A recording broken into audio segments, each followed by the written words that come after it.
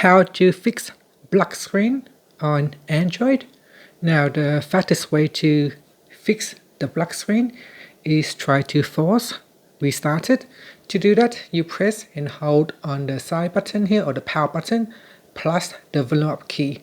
Press and hold for around 30 seconds to 1 minute or until you see a logo appear on the screen. Okay, so press on the side key and the volume up key together at the same time on your Android device.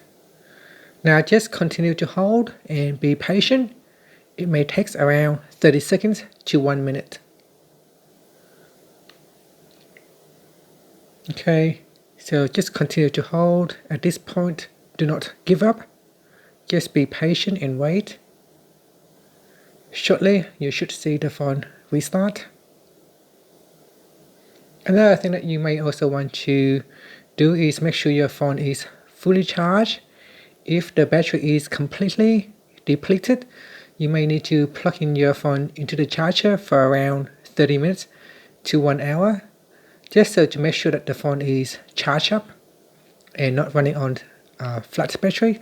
So you can see here after around 1 minute, the phone restart.